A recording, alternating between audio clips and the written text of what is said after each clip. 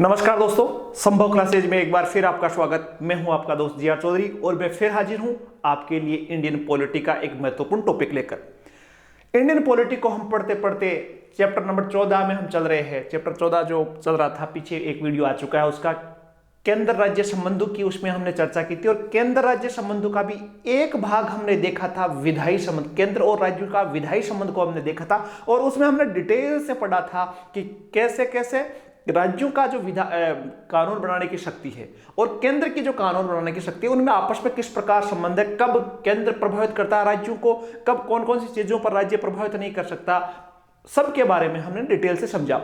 और इसी का जो अगला भाग है वो है प्रशासनिक संबंध को लेकर, जिसमें हम पढ़ेंगे कि वास्तव में केंद्र और राज्य के जो प्रशासनिक संबंध होते हैं वो कैसे होते हैं, एक दूसरे से किस प्रकार प्रभावित करते हैं। देखो, आप सबको पता है कि भारत में केंद्र के पास भी कुछ शक्तियां हैं और राज्यों के पास भी कुछ शक्तियां हैं, लेकिन जो प्रशासनिक पावर है, प्रशासनिक का मतलब यूं समझ सकते हो आप, कामकाज। जो कामकाज है, आदेश है, ठीक है, तो इनको मिलाकर आप कहोगे तो प्रशासनिक शब्दावली काम में ले सकते हो। तो प्रशासनिक संबंध उनके कैसे हैं? जैसे एक परिवार होता है, एक परिवार में एक पिता होता है, उसके छोटे छोटे बच्चे, वैसे ही भारत में भी एक पिता है केंद्र और उनके छोटे छोटे बच्चे हैं, वो है राज्य। उन दोनों को पावर दिया गया, कुछ बच्चों को भी दिया गया और कुछ पिता को भी पावर है। तो ऐसे कौन से काम है जिसमें जो काम पिता के आदेश चलेंगे, या कौन से काम है जो बच्चों के आदेश चलेंगे, कौन कौन से अधिकारी है और किस प्रकार वो सामंजस्य से काम होता है, और अपना जो संविधान है वो इसके बारे में क्या कहता है, इस पाठ में, इस चैप्टर में हम डिटेल से पढ़ेंगे।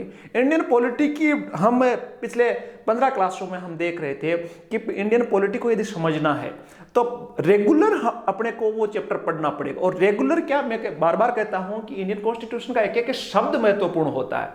जैसे एक मात्रा भी चेंज हो रही है तो उसका भी एक अलग महत्व होता है। तो एक एक शब्द को यहां स्किप नहीं कर सकते, वीडियो को आप एक लाइन को नहीं छोड़ सकते, आप एक एक शब्द को नहीं छोड़ सकते, उस शब्द को भी आपको समझना पड़ेगा। तो डिटेल से देखेंगे केंद्र राज्य प्रशासनिक संबंधों को। कुछ भाग है, जो भाग 11 का कुछ आर्टिकल है, तो उसके कुछ आर्टिकल 245 से लेकर 255 तक का वीडियो फर्स्ट भाग में देख सकते हो, और 56 से स्टार्ट करके 55 से आगे के जो आर्टिकल है वो इसमें देखेंगे।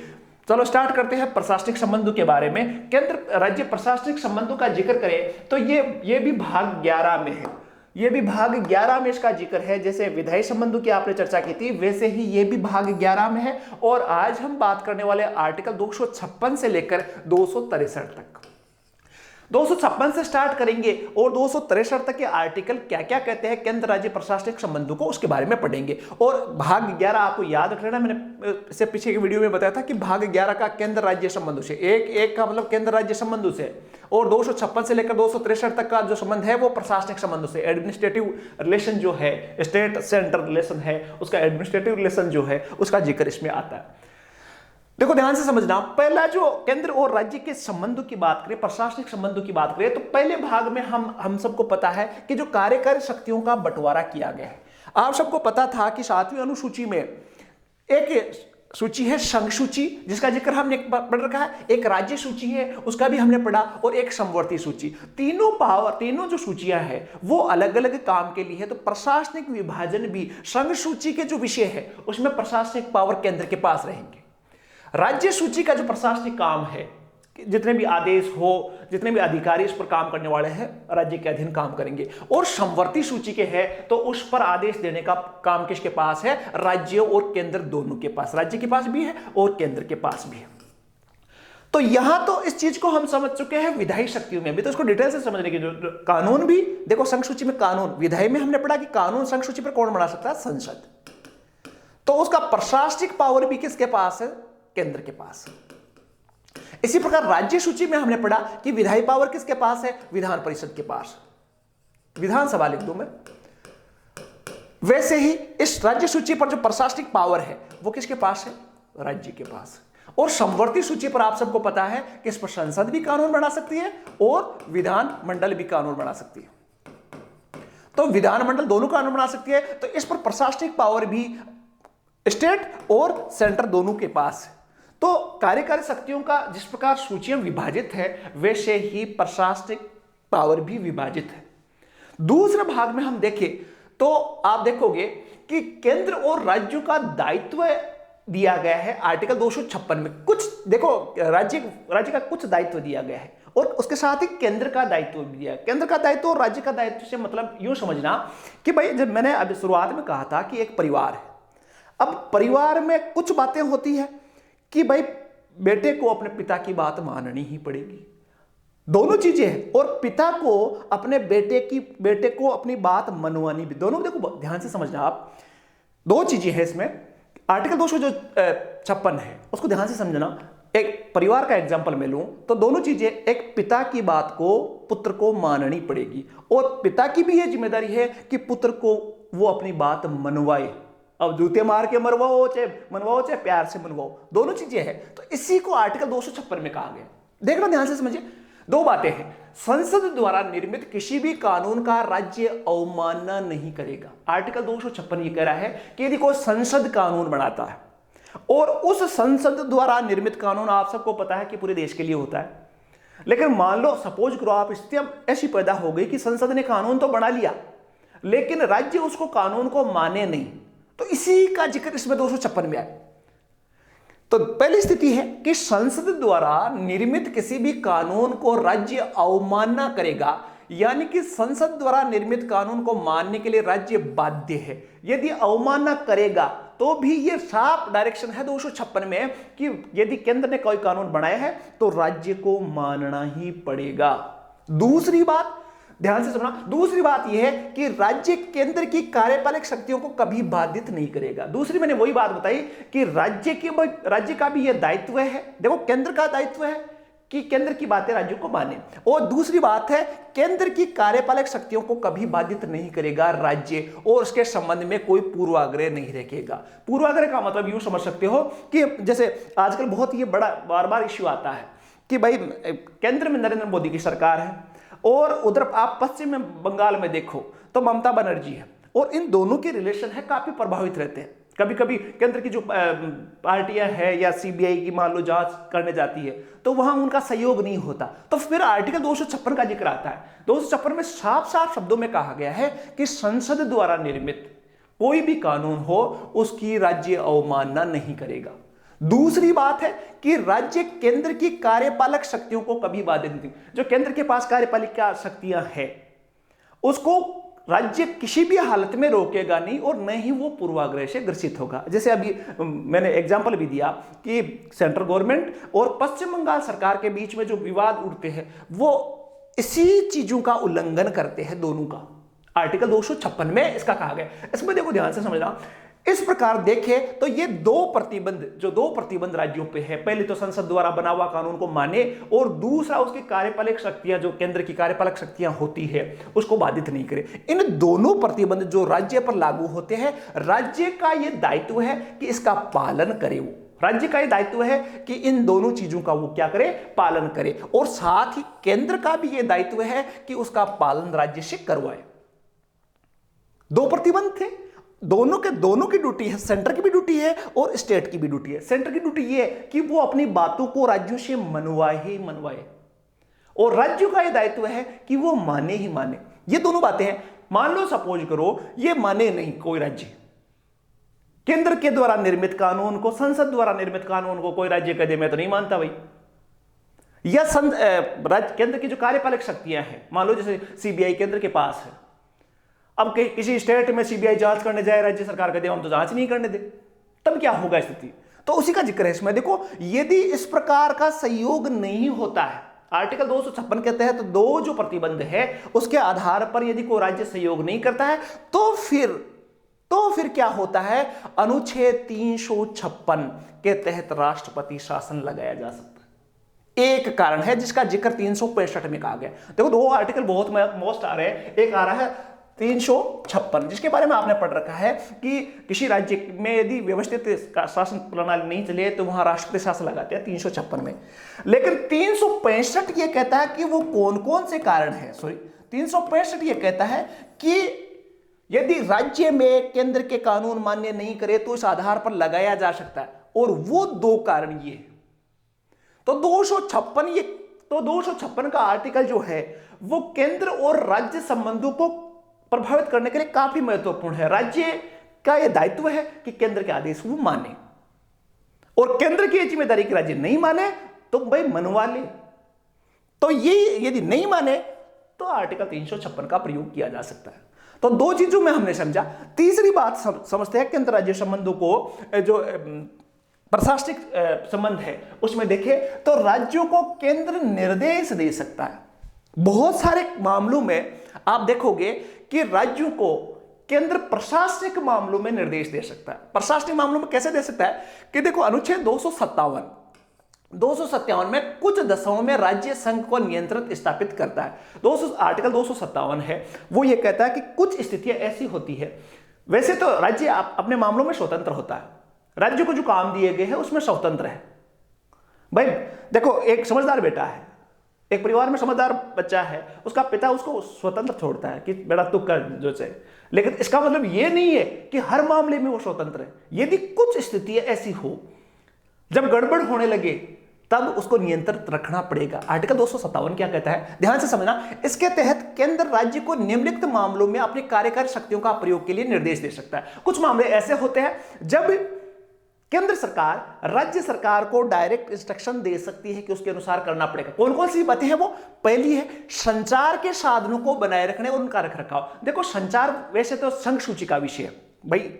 जैसे मान लो मैं बात करूं आपको, जैसे टेलीफोन के टावर बने हुए, इंटरनेट के लिए बहुत बड़े 4G 5G के टावर बने हुए। अभी आप सबको पता है कि संचार की जो विषय है वो किसके पास है? संघ सूची का विषय। लेकिन संघ तो कुछ, केंद्र के पास तो कोई क्षेत्र है ही नहीं खुद का, वो तो राज्यों के पास ही है।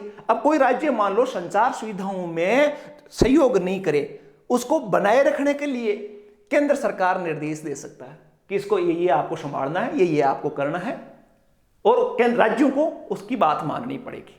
संचार मामलों में निर्देशन दे सकता है। राज्य के रेलवे संपत्ति की रक्षा, रेलवे भी आप सबको पता है संघ सूची का विषय, इंपॉर्टेंट विषय, चाहे संचार हो चाहे रेलवे हो। तो रेलवे की जो रक्षा है उसकी लिए डायरेक्शन दे सकता है केंद्र सरकार किसी राज्य को। जैसे मान लो सपोज करो राजस्थान में, तो राजस्थान सरकार को केंद्र सरकार निर्देश दे सकती है कि रेलवे का जो ये प्रोजेक्ट है उसकी सुरक्षा की जिम्मेदारी आपकी है। तो दो चीजें हुई, दो में निर्देश दे सकता है 257 के तहत। तीसरी जो बात है, प्राथमिक शिक्षा के स्तर पर राज्यों से संबंधित भाषाई अल्पसंख्यक समूह के बच्चों के लिए मातृभाषा में सीखने की व्यवस्था। तीसरी बात यह है कि जितने भी भारत में माइनॉरिटीज है, अल्पसंख्यक है, उन बच्चों को मातृभाषा जो उनकी खुद की भाषा है उस भाषा में शिक्षा मुहैया करवाने के लिए निर्देश दे सकता है केंद्र सरकार राज्यों को।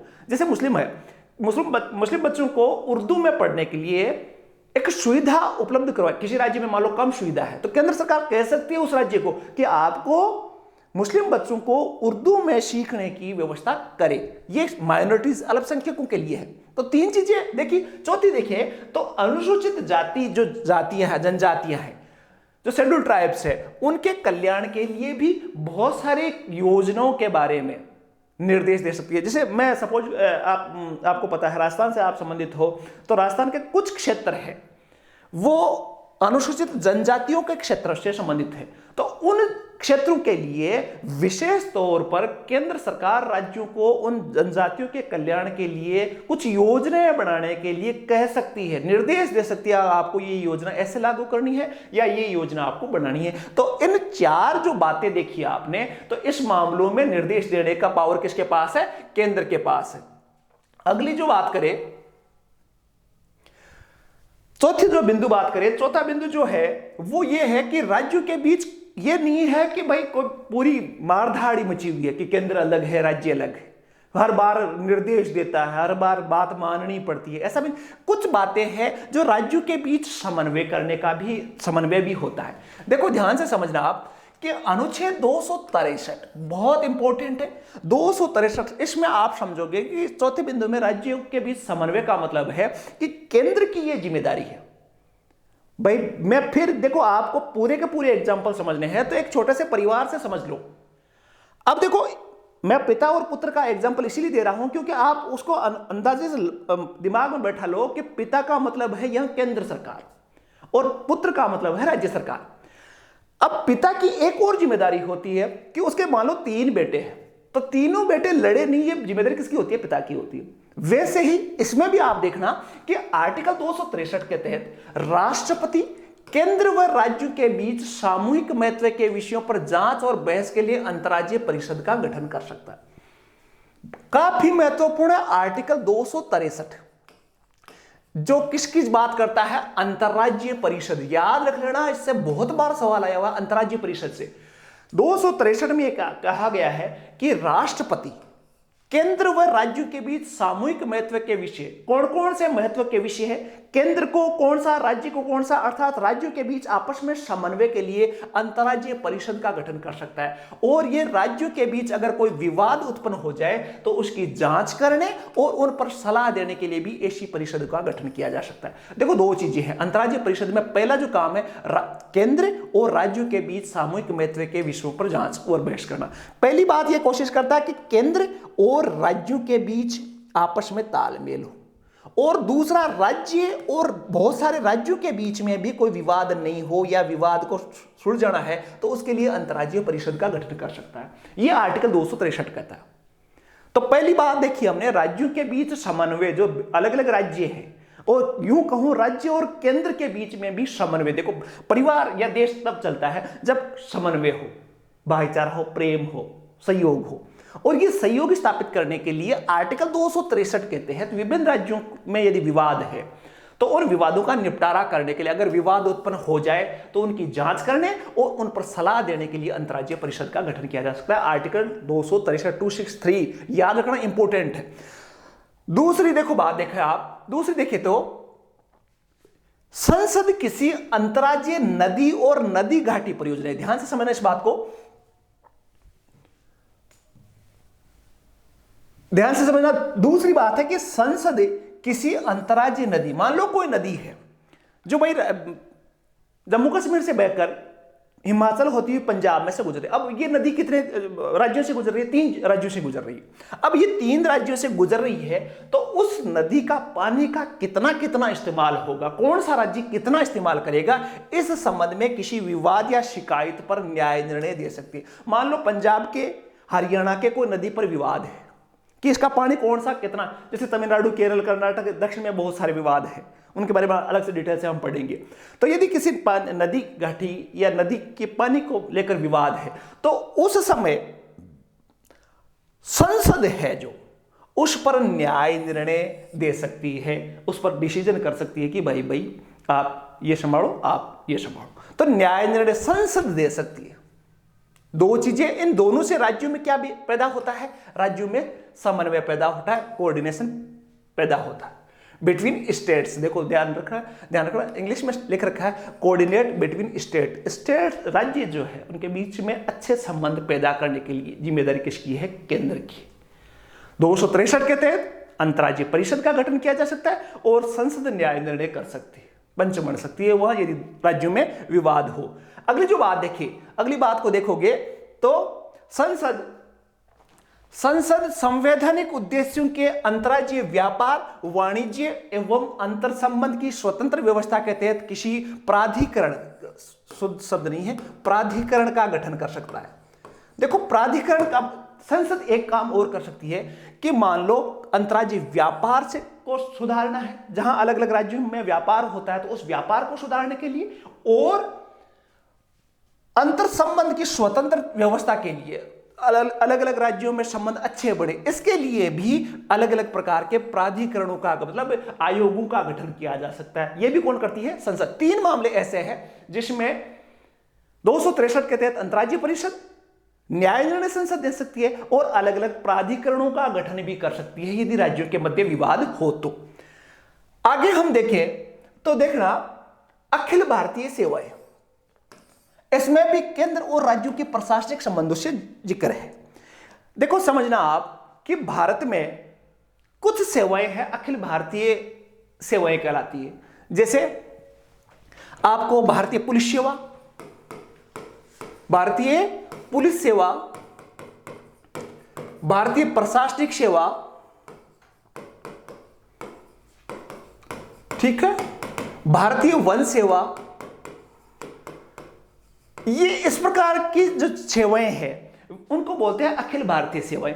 एक और याद रखना, भारतीय वन सेवा का गठन 1966 में किया गया था। बाकी इन दोनों का गठन 1947 से पहले भी चल रहा था, लेकिन 1947 जब आजाद हुआ तो इनको अलग अलग कर दिया गया। तो ये जो 3 सेवाएं हैं, ये देखो वास्तव में देखा जाए तो ये प्रशासनिक सेवाओं पर भी बड़ा विवाद है। प्रशासनिक सेवाओं की नियुक्ति, इन तीनों सर्विसों की जो नियुक्ति होती है, सबसे बड़ी पोस्टें ये होती है भारतीय पुलिस सेवा या भारतीय प्रशासनिक सेवा, जिसमें आईएएस आईपीएस बैठते हैं। तो आप देखोगे पूरे जिले पर सबसे बड़ी पोस्ट इनकी होती है। और ये जो भारतीय प्रशासनिक सेवा के कार्मिक होते हैं, वो सारे के सारे केंद्र द्वारा नियुक्त होते हैं, लेकिन काम कहां करेंगे? राज्यों में। और देखो इसमें एक और चीज समझोगे कि भारतीय प्रशासनिक सेवा के अलग अलग कैडर होते हैं। जैसे राजस्थान में कोई पोस्ट है तो राज्य कैडर का माना जाएगा, कुछ केंद्रीय कैडर के माने जाएंगे, केंद्र के कैडर के भी होते हैं, राज्य कैडर के। तो इन प्रशासनिक अधिकारियों, प्रशासनिक सेवाओं का मुख्य उद्देश्य यह है कि वास्तव में केंद्र और राज्यों में तालमेल बैठे, और कभी इनको दोनों के निर्देश, राज्यों के भी निर्देश मानते हैं और केंद्र के भी निर्देश मानते हैं। और इनका एक ही उद्देश्य होता है कि वास्तव में केंद्र और राज्यों के जो प्रशासनिक संबंध है उनको व्यवस्थित तौर से चलाया जाए। तो ये भारत की जो प्रशासनिक सेवाएं हैं वो भी प्रशासनिक संबंधों को काफी प्रभावित करती है।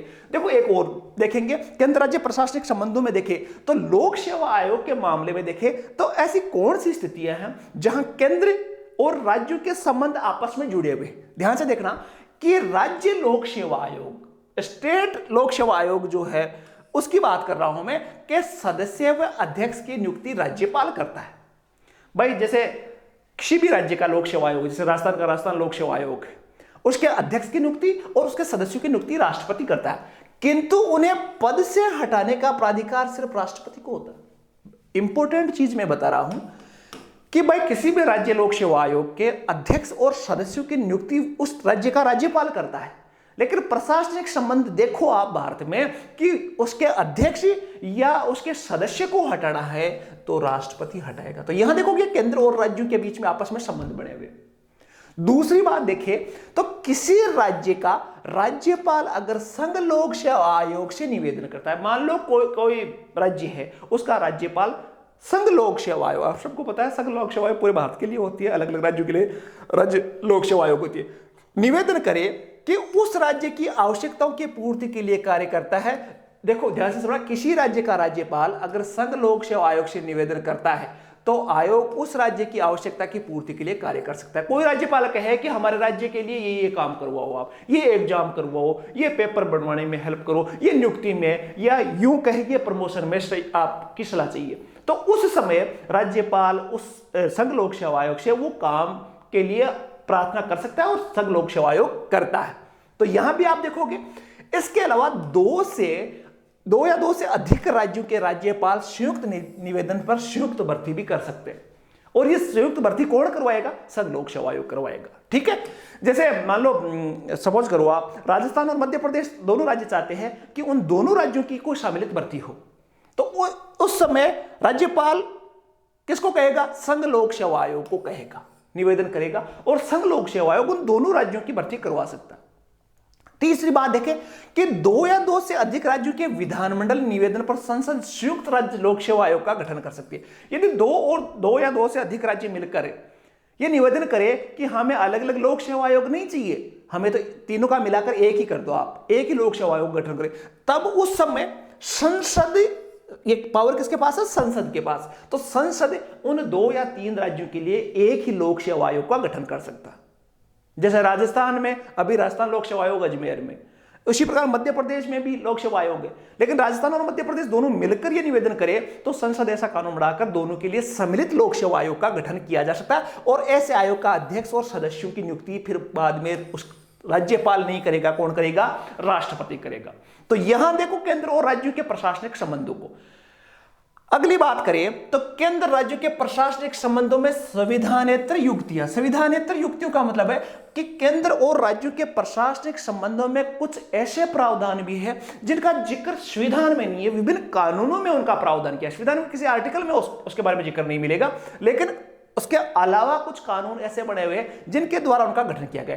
देखो इसमें आप समझना कि बहुत सारी बातें बताई जिनमें सब में मैंने कहा कि आर्टिकल इसके अंतर्गत ये है, आर्टिकल इसके अंतर्गत, लेकिन इसमें आप ध्यान से समझना कि उपरोक्त वर्णित संवैधानिक युक्तियों के अतिरिक्त केंद्र राज्य के प्रशासनिक संबंध को पुष्ट करने हेतु कुछ संविधान के अलावा भी उपबंध किए गए। जैसे इसमें बड़ी संख्या में परामर्शदात्री निकाय, बहुत सारे ऐसे आयोग बनाते हैं जिनका काम होता है सलाह देना, ठीक है, और वो सलाह देने का काम कुछ समय के लिए करते हैं, सलाह दिए, कंप्लीट हो गया उनका संविधान में कहीं जिक्र नहीं है, लेकिन फिर भी केंद्र और राज्य को प्रभावित करते हैं। देखो इनको बोलते हैं गैर संवैधानिक परामर्शदात्री निकाय, क्योंकि गैर संवैधानिक इसलिए कहा गया कि उसका संविधान में कोई जिक्र नहीं है, कोई आर्टिकल नहीं है इनके लिए। तो गैर संवैधानिक परामर्शदात्री निकायों में शामिल है जैसे नीति आयोग, ठीक है, नीति आयोग के लिए आपको 1 जनवरी 2015 में देखा होगा योजना आयोग था, बाद में नीति आयोग बना। तो इसमें भी आप देखोगे कि इनका काम है आर्थिक व्यवस्था को कैसे बनाना है, देश का डेवलपमेंट कैसे करना है, विकास की योजनाएं कैसे बनाना है, नीति आयोग। अब इसका संविधान में कहीं जिक्र नहीं है, लेकिन आप देखो कि नीति आयोग में राज्य के सदस्य भी होते और केंद्र के सदस्य भी होते। तो यहां केंद्र के और राज्यों का प्रशासनिक संबंध का जीता जागता उदाहरण है नीति आयोग। इसी प्रकार राष्ट्रीय विकास परिषद जो है वो भी परामर्शदात्री है, राष्ट्रीय एकता परिषद है, केंद्रीय स्वास्थ्य परिषद है। तो बहुत सारे ऐसे निकाय हैं जहां केंद्र और राज्य मिलकर या राज्यों के सहयोग के लिए, सुझाव के लिए ऐसे निकायों का गठन किया जाता है, जिसमें केंद्र के कर्मचारी भी बैठते हैं, केंद्र के प्रशासनिक अधिकारी भी बैठते हैं और राज्यों के प्रशासनिक अधिकारी भी बैठते हैं। तो इस प्रकार आप देखोगे तो इस प्रकार केंद्र और राज्यों के प्रशासनिक संबंध आपस में जुड़े हुए हैं। अब हम बात करते हैं, ये सामान्य स्थितियों की हमने बात की, अब हम बात करते हैं कि आपातकाल के दौरान केंद्र राज्यों का प्रशासनिक संबंध कैसे होते हैं। तो आप सबको पता है, इसको आपने विधायी शक्ति में भी पढ़ रखा है कि जब आपातकाल हो देश में 352, 356 और 360 की क्या क्या विशेष, आप सबको पता है 3 आर्टिकल है आपातकाल से संबंधित, 352, 356 और 360। तो 352 जब लगा हुआ राष्ट्रीय आपातकाल लगा हो तो केंद्र को यह अधिकार मिल जाता है कि वह किसी राज्य को निर्देश दे सकता है। 352 लगा है तो केंद्र के पास ये पावर, मैंने विधायी शक्ति में भी बताया, केंद्र के पास ये पावर है कि राज्यों को वो निर्देश दे सकता है। और इस प्रकार की स्थिति में राज्य पूर्णतः केंद्र के निर्णयाधीन हो जाता है, हालांकि उन्हें निलंबित नहीं किया जाता है। देखो कि राज्य की सरकारें होती है, राज्यों के बर्खास्त नहीं होती, लेकिन सारा का सारा कंट्रोल किसके पास आ जाता है, केंद्र। तो जितने भी प्रशासनिक आदेश है, कर्मचारियों की नियुक्ति मान लो, कर्मचारियों का ट्रांसफर मान लो, कोई भी आदेश निकालना हो, ये सारे के सारे पावर किसके पास चले जाते हैं, केंद्र के पास। तो प्रशासनिक संबंध जब 352 लगता है तो सारे के सारे प्रशासनिक पावर सेंटर के पास चले जाते हैं। अब मान लो किसी राज्य में राष्ट्रपति शासन लगा हो आर्टिकल 356 के तहत, तो राज्य की समस्त कार्यपालिक शक्तियां राष्ट्रपति के पास आ जाती है, और राष्ट्रपति के पास आने का मतलब है कि केंद्र के पास आ जाते हैं, क्योंकि राष्ट्रपति केंद्र की सलाह पर काम करता है। अब 356 में नाम से पता चलता है कि राष्ट्रपति शासन, इसका मतलब है जिस राज्य में राष्ट्रपति शासन लगा तो इसका मतलब सारे के सारे पावर किसके पास, राष्ट्रपति के पास। अब आप सबको पता है कि भारत में राष्ट्रपति कुछ नहीं करता, सारा का सारा काम कौन करता है, राष्ट्रपति किसकी सलाह से करता है, मंत्रिपरिषद की सलाह से करता है, प्रधानमंत्री और उसके मंत्रिमंडल की सलाह से करता है। तो सारे के सारे पावर किसके पास चलेगी, मंत्रिमंडल, वहां के प्रधानमंत्री या उसके मंत्रिमंडल के पास चले जाते हैं, उनके निर्देशन से उस राज्य का काम चलता है। तो ये 356 पढ़ा आपने। अनुच्छेद 355 के अंतर्गत केंद्र का यह कर्तव्य बनता है, आर्टिकल 355 भी महत्वपूर्ण है, कि बाह्य आक्रमण या आंतरिक अशांति में प्रत्येक राज्य की संरक्षा करे। 355, 356, 360 के बारे में मैंने बता रखा है, एक अलग से वीडियो है जिसमें आपातकाल से संबंधित सारी छोटी से छोटी और बड़ी से बड़ी चीजें डाल रखी है, तो उसका मैं डिस्क्रिप्शन में लिंक दूंगा। काफी महत्वपूर्ण छोटा सा वीडियो है, लेकिन आपातकाल से संबंधित कोई भी सवाल है क्या, एक एक चीज जो बारीकी से आपको जाननी चाहिए उसके बारे में उसमें डिटेल है। लेकिन फिर भी मैं बता दूं, वित्तीय आपातकाल जो तीसरा आपातकाल है 360 क्या कहता है कि केंद्र को यह अधिकार मिल जाता है, जब देश में 360 अभी तक लगा नहीं है भारत में, लेकिन 360 यदि लगा हो तो प्रत्येक चीज हेतु राज्य को केंद्र निर्देश दे सकता है। किससे संबंधित, वित्तीय परिसंपत्तियों से संबंधित। कि वित्तीय आपातकाल लगा है तो पैसों के लेन देन से संबंधित सारे के सारे इंस्ट्रक्शन कौन देगा, केंद्र देगा राज्यों को। यह है 360। अब देखो एक छोटी सी बात कर लेते हैं, एकीकृत न्याय व्यवस्था। एकीकृत न्याय व्यवस्था का मैंने पहले ही बता रखा है कि भारत में देखो संघात्मक शासन होते हुए भी राज्यों का अलग से कोई न्यायालय नहीं होता, केंद्र का अलग से कोई न्यायालय नहीं होता, एकीकृत न्याय व्यवस्था। तो उस दृष्टि में जो प्रशासनिक संबंध है केंद्र राज्य की, वो क्या कहते हैं। देखो, वैसे तो भारत में दोहरी राजनीतिक व्यवस्था अपनाई गई है, लेकिन न्यायिक प्रशासन के मामले में दोहरी नीति नहीं अपनाई। वही बात करा, दोहरी नीति का मतलब है राज्यों का अलग से कोई न्यायालय नहीं होगा, केंद्र का अलग से कोई न्यायालय नहीं होगा। दूसरे शब्दों में कहे तो एकीकृत न्याय व्यवस्था की स्थापना की गई भारत में। इसमें उच्चतम न्यायालय के, देखो इसमें आपको समझना है, एकीकृत न्याय व्यवस्था का मतलब यह है कि भाई न्यायपालिका एक ही है, केंद्र का कोई अलग से न्यायालय नहीं है, राज्यों का कोई अलग से न्यायालय नहीं, एकीकृत न्यायपालिका है जिसमें सुप्रीम कोर्ट है, उससे नीचे हाई कोर्ट है, उससे नीचे बहुत सारे अलग अलग कोर्ट है। अब देखो, सुप्रीम कोर्ट और हाई कोर्ट को एकीकृत न्याय व्यवस्था में केंद्र राज्य प्रशासनिक संबंधों में देखें तो जो सुप्रीम कोर्ट होता है वो राज्यों के निर्देशों को भी, राज्य के जो राज्य, देखो आप यह समझना कि दोनों विधानों की अनुपालना सुनिश्चित करेगा कि ये सुप्रीम कोर्ट है, किसी राज्य का जो कानून है उसको भी मानेगा और केंद्र के विधान है उसको भी पालन करवाने की कोशिश करेगा। ठीक है, तो इन दोनों की अनुपालना, दोनों को कानूनों को बनवाने का, जैसे किसी राज्य ने कोई कानून बनाया तो उसको अनुपालना उसको पालन करवाने का, उसको पूरा करवाने की कोशिश करेगा सुप्रीम कोर्ट भी। और केंद्र सरकार द्वारा, संसद द्वारा कोई कानून बना हुआ है तो उसको पूरा करवाने की जिम्मेदारी भी सुप्रीम कोर्ट पे। लेकिन वास्तव में देखा जाए तो ये व्यवस्था आप देखोगे तो सुप्रीम कोर्ट या हाई कोर्ट ज्यादातर जो संविधान है उसके अनुसार चलते हैं, और संविधान किससे जुड़ा हुआ है, संसद से। बदलाव किसमें जुड़ा होता है, संसद से। तो मोटे तौर से देखें तो सुप्रीम कोर्ट और हाई कोर्ट वैसे देखा जाए तो दोनों के विधानों को अनुपालना करवाने की कोशिश करते हैं, लेकिन मोटे तौर से देखा जाए तो केंद्र के ज्यादा नजदीक है, केंद्र के पास उस मामले में ज्यादा पावर है, लेकिन फिर भी प्रशासनिक संबंध दोनों के इसमें जुड़े हुए हैं। संविधानेतर सम्मेलन, कुछ सम्मेलन ऐसे भी होते हैं जिनका प्रावधान संविधान में नहीं है, जैसे संविधानेतर निकाय के बारे में पढ़ा, जिनका जिक्र नीति आयोग के बारे में पढ़ा, उनका जिक्र नहीं है। लेकिन कुछ सम्मेलन भी ऐसे होते हैं जिसमें केंद्र और राज्य मिलकर बैठते हैं। देखो, जैसे राज्यपालों का सम्मेलन है, मुख्यमंत्रियों के भी सम्मेलन होते हैं, मुख्य सचिवों के भी सम्मेलन होते हैं, जिसमें प्रशासनिक निर्णय लिए जाते हैं और ये काफी महत्वपूर्ण है। बहुत बार प्रत्येक साल देखा होगा आपने, मुख्यमंत्री का सम्मेलन होता है जिसमें बहुत सारे प्रशासनिक निर्णय वहां लिए जाते हैं। तो इस प्रकार के सम्मेलन भी आवश्यकता अनुसार अलग अलग विषयों पर विचार होते हैं, जैसे मुख्य न्यायाधीशों का सम्मेलन, कुलपतियों का सम्मेलन, गृह मंत्रियों का सम्मेलन, विधि मंत्रियों का सम्मेलन। तो इसमें सारे प्रशासनिक जो प्रशासन है वो सारी एक जगह बैठकर प्रशासनिक समस्याओं को छोड़ जाते हैं। तो ये भी केंद्र राज्य प्रशासनिक संबंधों को इंगित करता है। इस प्रकार आपने देखा केंद्र राज्यों के प्रशासनिक संबंध किस कैसे थे। जल्दी से एक वापस अपना रिपीट कर लेते हैं कि आर्टिकल कौन कौन से थे जो केंद्र राज्य के प्रशासनिक संबंधों को दर्शाते हैं। सबसे पहले हमने बात की थी आर्टिकल 256 की। वापस आपको याद आ रहा होगा कि 256 क्या कहता है कि कार्यपालिक शक्तियों का इस तरह प्रयोग करेगा राज्य कि संसद द्वारा पारित विधियों का पालन हो सके। 256 ये कहता है कि राज्य इस प्रकार काम करेगा कि केंद्र द्वारा बनाए गए कानूनों को पूरा कर सके, पालन हो सके। इस तरह संसद के विधि के अधीन राज्य कार्यपालिक शक्ति आ गई, अर्थात केंद्र ज्यादा पावरफुल है, राज्यों के पास कम पावर है। ये 256 में मैंने अभी बताया था कि केंद्र के जो निर्देश है वो राज्यों को मानने पड़ेंगे। 256 कहता है।